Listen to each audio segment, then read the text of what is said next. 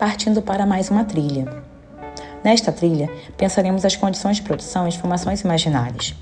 Primeiramente, é interessante destacar que Péchet já havia buscado deslocar a pergunta teórica feita na análise de conteúdo, sobre o que seria o texto, para pensar de que lugar é enunciado, em que conjuntura se encontra.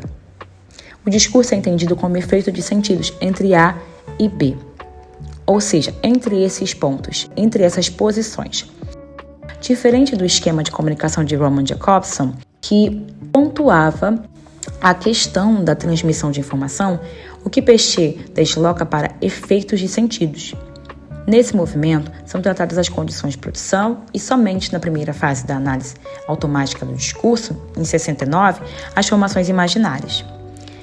Nós vemos que, ao desenvolver essa discussão, Péchet afirma que um discurso não pode ser analisado como uma sequência linguística fechada em si mesma, mas deve ser relacionado ao conjunto de discursos possíveis a partir de um estado definido das condições de produção. Após discutir os elementos estruturais dessas condições, criticar o esquema da comunicação de Jakobson e redefinir a noção de discurso, o autor introduz as formações imaginárias. Essa noção busca explicar como os lugares ocupados pelos protagonistas nas condições de produção comparecem no funcionamento discursivo.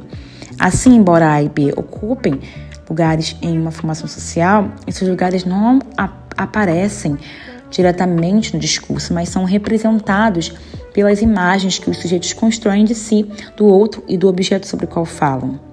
Retomando esse percurso, Orland distingue as condições de produção em sentido estrito, referentes às circunstâncias imediatas da enunciação, e em sentido amplo, que compreende os processos socio-históricos e ideológicos.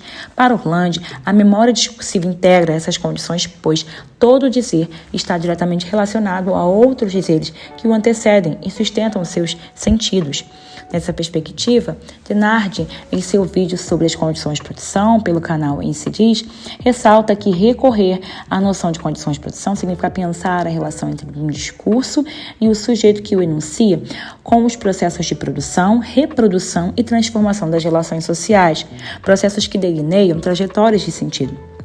Por meio dessa formulação, entende-se que as condições de produção não se restringem ao contexto imediato da enunciação, pois possibilitam compreender como os sentidos se constituem historicamente nas relações sociais e ideológicas.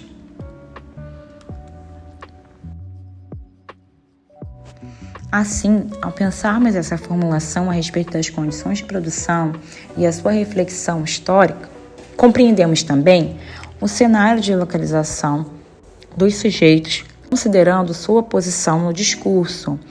E quando falamos dessas posições, estamos mencionando a questão das formações imaginárias.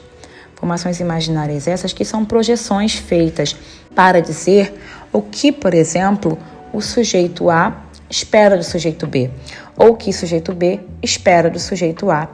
Não considerando, como disse anteriormente, ao criticar o modelo de Jakobson, a questão de uma mera transmissão de informações, mas pensar nessa relação do sujeito com a exterioridade, com a alteridade. Também podemos ver na imagem que será compartilhada por meio da trilha o esquema modelo apresentado por Péchet.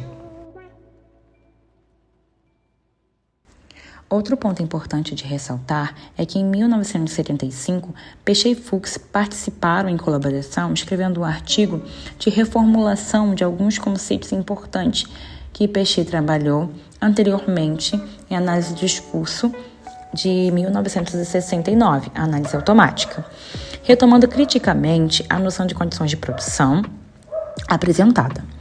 Os autores observam que essa formulação ainda permitia uma leitura centrada na situação empírica e nas relações entre os protagonistas do discurso, aproximando-se de uma interpretação psicossociológica.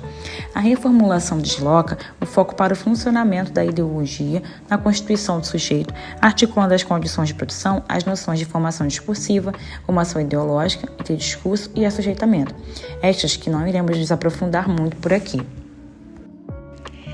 Assim, a respeito das formações imaginárias, Catherine Fuchs e Péchet declaram que os processos discursivos, como foram aqui concebidos, não poderiam ter sua origem no sujeito. Contudo, eles se realizam necessariamente neste momento, neste mesmo sujeito.